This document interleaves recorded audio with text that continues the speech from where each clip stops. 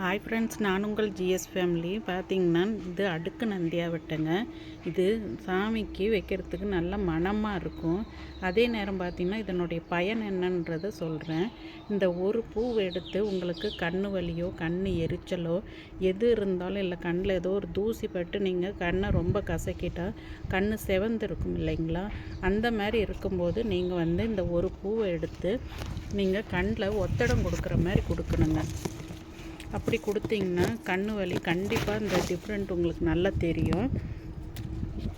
இந்த மாதிரி செடிகள் உபயோகமுள்ள ஒரு பூச்செடி சாமிக்கும் உபயோகமாகும். அதே நேரம் உங்களுக்கு இந்த மாதிரி பிரச்சனைக்கும் சரியாகும். பொதுவாக கண்ணில் இந்த மாதிரி எரிச்சல் தொந்தரவு இருந்தால் என்ன பண்ணுவாங்க, தாய்ப்பால் கொஞ்சம் கண்ணில் விடுவாங்க. அதுக்கு ஈடானது இந்த பூவுங்க.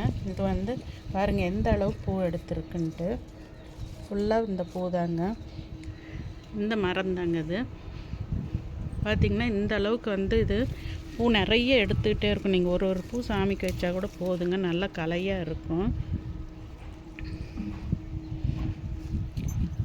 நீங்கள் இந்த கண்ணுக்கு வச்சு பாருங்கள். இந்த மாதிரி தொந்தரவு வரும்போது உங்கள் வீட்டில் இல்லைனாலும் வேறு எங்கேயாவது இருந்தாலும் நீங்கள் இதை வச்சு பாருங்கள். உங்களுக்கு அந்த வித்தியாசம் நல்லா தெரியுங்க.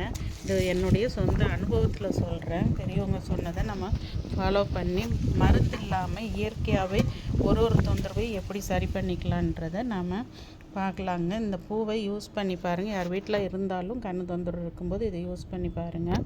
கண் எரிச்சல் அந்த உறுத்துறது கண்டிப்பாக இது நிவர்த்தி ஆகுங்க.